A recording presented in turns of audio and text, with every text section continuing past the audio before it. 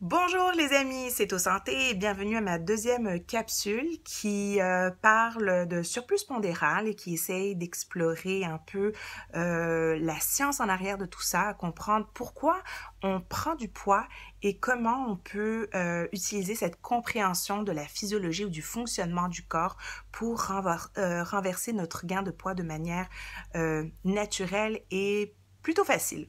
Alors, à ce sujet, je voulais vous présenter deux livres que je trouve super intéressants. Je les ai lus en anglais, mais je pense que la version française existe dans certaines librairies probablement et aussi en ligne sur Amazon. Le premier, c'est Why We Get Fat and What We Can Do About It. C'est un livre de Gary Taubes et je laisserai le titre du livre, je pense, en commentaire à cette vidéo. Le deuxième livre est vraiment un livre merveilleux qui s'appelle The Obesity Code. Lui, je suis sûre à 100% qu'il existe en français. Il s'appelle le Code obésité. Il a été écrit par un médecin canadien qui s'appelle Jason Fung et qui explique un peu la science en arrière de la prise de poids. Alors, je dirais dans les 40-50 dernières années, on nous a un peu cassé les oreilles en nous expliquant, ben écoutez, si vous prenez du poids, c'est vraiment un problème de vous mangez trop puis vous bougez pas assez. Puis on a cru ça, on a essayé de manger moins, de faire plus d'exercice et malheureusement, malgré ça, les gens continuent à prendre du poids. Il y a des gens qui me disent, écoute, je mange pas plus que d'habitude, mais année après année, je continue à accumuler du poids. Qu'est-ce qui se passe? Pourquoi? Comment? Et l'objectif de cette capsule, c'est vraiment d'expliquer la science.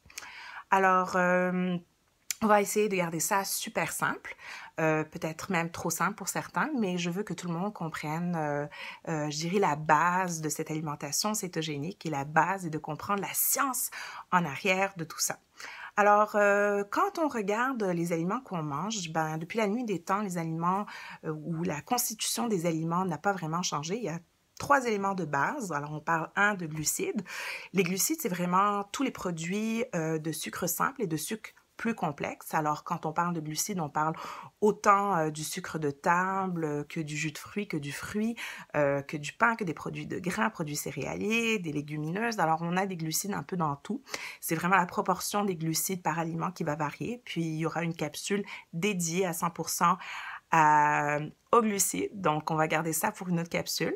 Il y a aussi des protéines qui sont vraiment les éléments qu'on trouve dans les viandes en général, que ce soit de la viande de bœuf, du poulet, des poissons, aussi dans le blanc des œufs, dans le tofu et dans certaines plantes et dans certaines légumineuses aussi, en bonne quantité.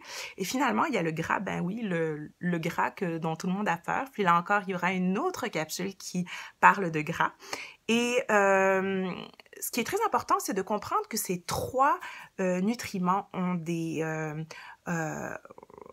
conséquences très différentes sur la production d'une hormone clé dans notre corps qui s'appelle l'insuline. C'est important de réaliser que ces 3 nutriments ont un impact différent sur l'insuline. Alors, les glucides vont énormément affecter la production d'insuline et vont augmenter la production de cette hormone par le pancréas. Les protéines, quant à elles, vont augmenter légèrement la production d'insuline par le pancréas, assez pour pouvoir nous permettre de fabriquer plus de muscles. Et finalement, les gras, ben, eux autres n'ont aucun impact ou presque aucun impact sur l'insuline. Et du coup, quand on mange des produits gras, l'insuline ne bouge pas et le signal de stocker n'est pas produit par le pancréas.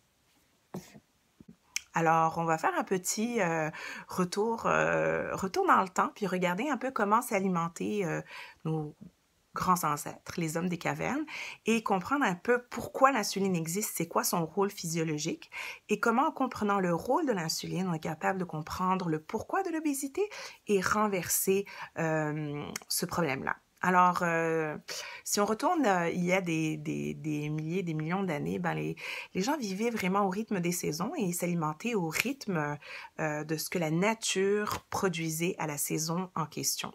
Donc, on avait des saisons d'abondance, dépendamment de où est-ce qu'on vit. Ça peut être l'été ou l'hiver.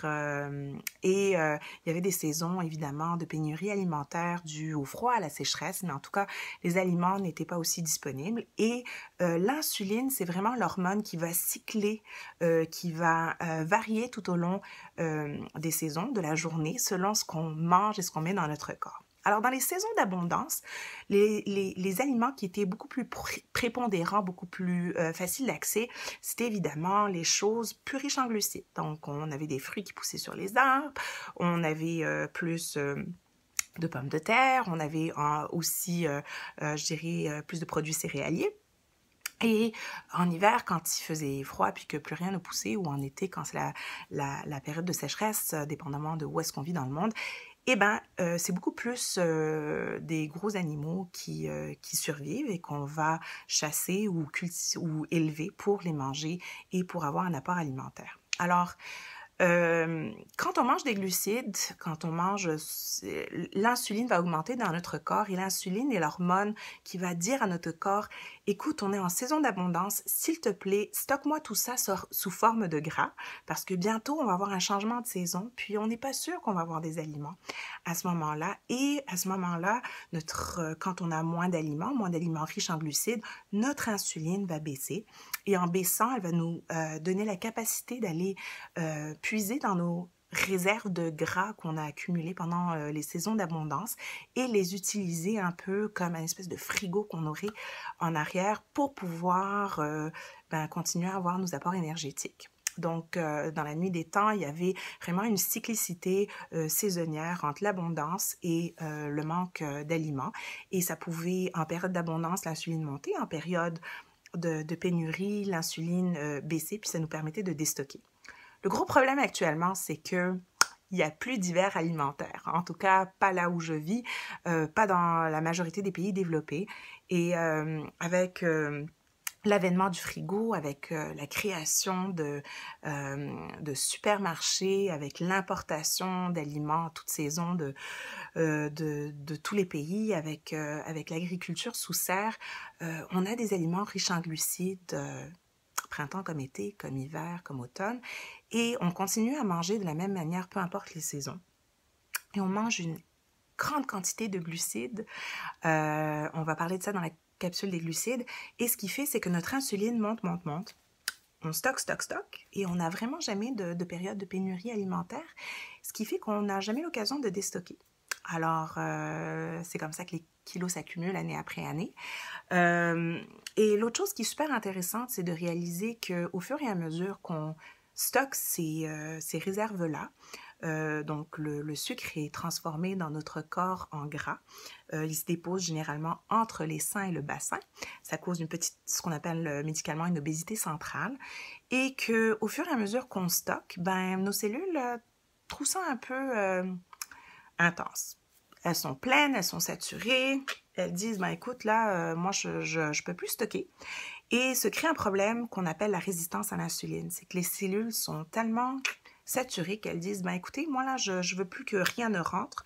Je vais devenir résistant à l'insuline. Mais comme notre corps aime la stabilité et l'homéostase, et notre corps veut prendre le sucre et le cacher partout dans le corps, ce que le corps va faire, c'est qu'il va pomper encore plus d'insuline. Donc, qui dit plus d'insuline, dit encore plus de stockage. Et c'est un cercle vicieux qui est interminable. Et on ne baisse jamais notre insuline parce qu'on n'a pas l'occasion de déstocker. Donc, le but de l'alimentation cétogène, c'est vraiment de donner l'occasion au corps de déstocker toutes ces graisses qu'on a accumulées année après année en mangeant des glucides et en augmentant notre insuline. Et donc, le principe de base, c'est de dire, écoute, on va manger un peu comme si on était en hiver alimentaire. On va réduire nos glucides, on va donner l'impression à notre corps qu'on est en hiver alimentaire et notre insuline va baisser. Et en baissant notre insuline, on va être en mesure d'aller déstocker ces graisses-là et perdre le poids, notamment ces graisses qu'on a accumulées au niveau du ventre, ce qu'on appelle la graisse viscérale. Et notre objectif, c'est vraiment de renverser le processus de résistance à l'insuline et de perdre du poids et d'améliorer notre santé métabolique. Alors, comment est-ce qu'on fait ça? Je pense que la première étape, c'est de dire ben, où sont les glucides. Donc, on va avoir une capsule assez intéressante sur les glucides, où est-ce qu'ils sont cachés, comment les compter. Et l'autre chose, c'est que ce qu'on veut faire, c'est diminuer les glucides, mais on ne veut pas diminuer nos calories parce que notre corps est super intelligent. Et si on diminue les calories, il va baisser sa dépense énergétique. Donc, on veut remplacer les calories qu'on ne mange pas sous forme de glucides par du gras. Oui, vous avez bien entendu, c'est bien du gras, mais on parle de gras bon pour la santé. Et il va y avoir une capsule qui suit sur ce qu'on appelle les bons gras et comment les introduire de manière tout à fait sécuritaire dans notre alimentation et comment perdre notre phobie du gras. Alors, sur ce, j'ai essayé de garder cette capsule à moins de 10 minutes. J'espère vous avoir démystifié un peu le pourquoi de la chose et comment l'insuline cause l'accumulation de gras à travers les années et nous rend obèses en tant que personne et obèse en tant que société parce que toute la société consomme beaucoup trop de glucides depuis les recommandations des guides alimentaires des années 70. Ça aussi, ça va